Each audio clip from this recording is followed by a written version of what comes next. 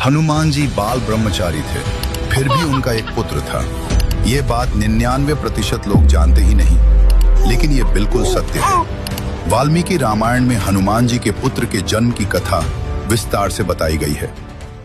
जब हनुमान जी ने लंका जलाई थी, तब अपनी पूंछ की आग बुझाने के लिए वे समुद्र में उतर गए। उस समय उनके शरीर से पसीने की कुछ बूंदें समुद्र के पानी में गिर गईं।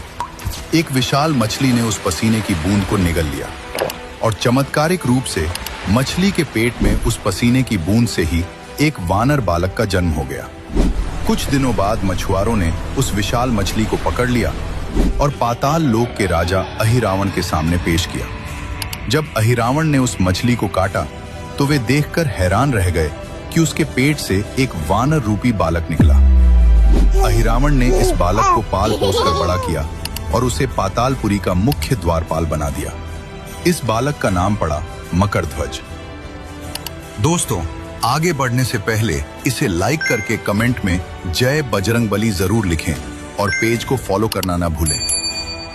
पौराणिक कथाओं में बताया गया है कि जब युद्ध के दौरान अहिरावण ने छल से राम लक्ष्मण का अपहरण करके उन्हें पाताल लोक में कैद कर लिया था, तब हनुमान जी उनकी खोज में पाताल लोक पहुंचे। वहां 7 द्वार थे, जिनमें से 6 द्वारपालों को हनुमान जी ने आसानी से पराजित कर दिया। लेकिन 7वें द्वार पर पहुंचते ही वे चौंक गए, क्योंकि वहां जो वानर पहरा दे रहा था वो बिल्कुल उन्हीं की तरह शक्तिशाली था। हनुमान जी ने उससे पूछा, तुम कौन हो और बिल्कुल मेरी तरह क्यों दिखते हो?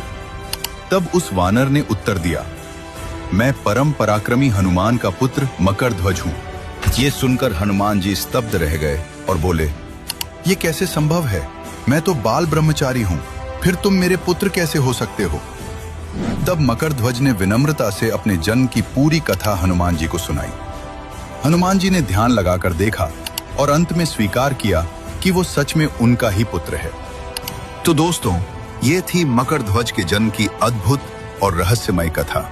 आपको ये कथा पसंद आई हो तो इसे शेयर करें और पेज को फॉलो करना न भूलें।